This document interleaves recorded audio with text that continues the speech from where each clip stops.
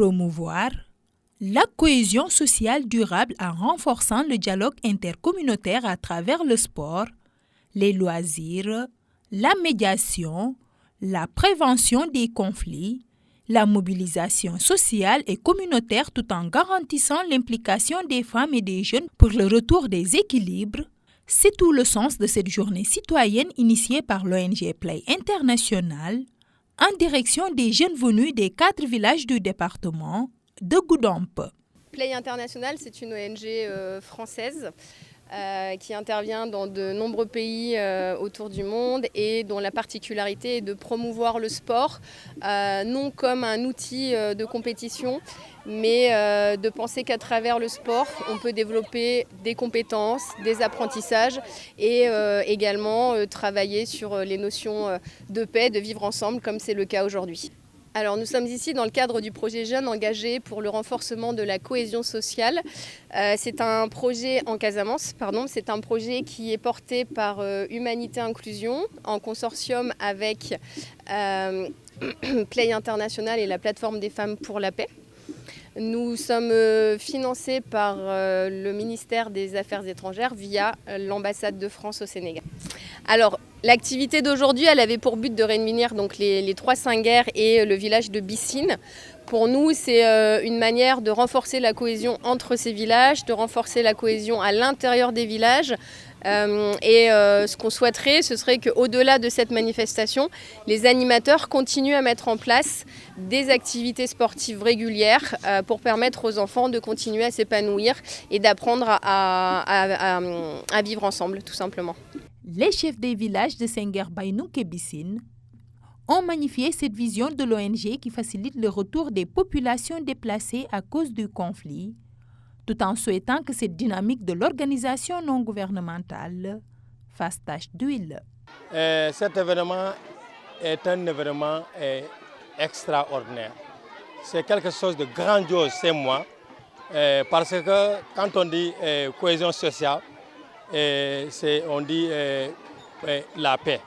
Qui dit la paix dit, je peux dire, le bonheur, la prospérité, tout ce qui est bon pour l'être humain dans ce monde.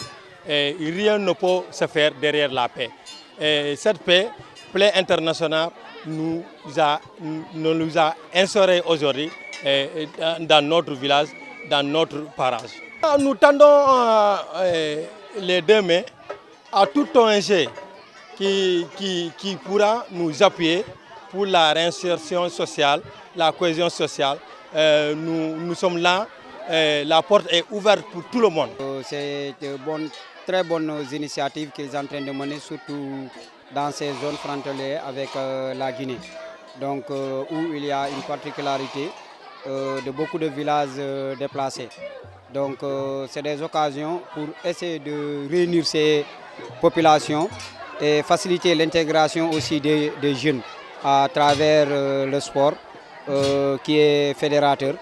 Donc c'est sur ces initiatives que Play International a déroulé ses activités au niveau de la commune de Kaour. L'État doit venir accompagner ces ONG qui est en train de mener un travail colossal. Aujourd'hui, vous avez vu le nombre d'enfants qui sont ici à Senghers Baynouk. S'inscrivant dans la même lancée, le représentant du premier magistrat de la commune a par ailleurs insisté sur l'accompagnement de l'État en direction des populations de retour pour une meilleure insertion de ces dernières. Ici, on a la terre, on a l'eau.